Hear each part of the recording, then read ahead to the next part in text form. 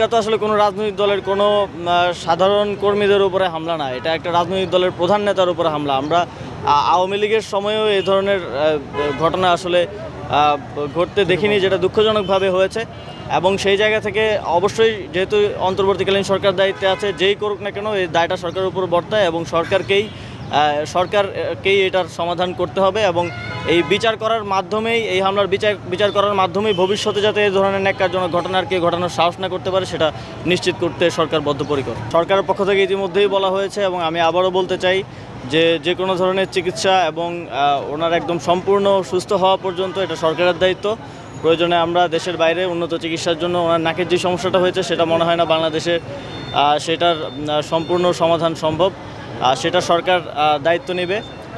এবং একই সাথে যেই ফ্যাসিবাদী শক্তিরা এখনও বারবার নানা ফরম্যাটে তাদের শক্তি প্রদর্শন করছে এবং জুলাই গণঅভ্যুত্থানের যারা সম্মুখ সারির নেতৃত্ব আছেন, জুলাই গণঅভ্যুত্থানে যারা অংশগ্রহণকারী আছেন, তাদের উপর তাদের পরাজিত হওয়ার যেই আক্রোশ সেটা মেটানোর চেষ্টা করছেন, তাদের প্রতি আমরা কড়া হুঁশিয়ারি দিতে চাই।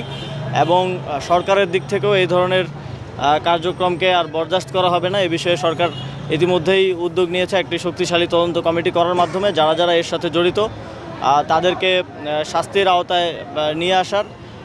এবং আমরা ইতিমধ্যে জানতে পেরেছি যে এই কর্মসূচি করার আগেও গণ অধিকার পরিষদ এবং নুরুল হক নূরকে হুমকি দেওয়া হয়েছে। কাদের দিক থেকে এই ধরনের হুমকি দেওয়া হয়েছে, কোন কোন ইনস্টিটিউশন রাষ্ট্রের কাঠামোর মধ্যে থেকেও বিভিন্ন রাজনৈতিক দল এবং ফ্যাসিবাদী শক্তিকে এখনও সার্ভ করে যাচ্ছে, সেটা সরকার খতিয়ে দেখবে এবং প্রয়োজনীয় ব্যবস্থা গ্রহণ করবে। কোনটা মব আর কোনটা রাজনৈতিক কর্মসূচি এটার পার্থক্যটা আগে বুঝতে জানতে হবে। একটা রাজনৈতিক দল কিভাবে মব করে, এটা একটা নিবন্ধিত রাজনৈতিক দলকে আপনি কিভাবে তাদের কর্মসূচিকে কিভাবে মব বলবেন? এবং আমি যতদূর জানি প্রথমত হামলা করেছে জাতীয় পার্টির দিক থেকে।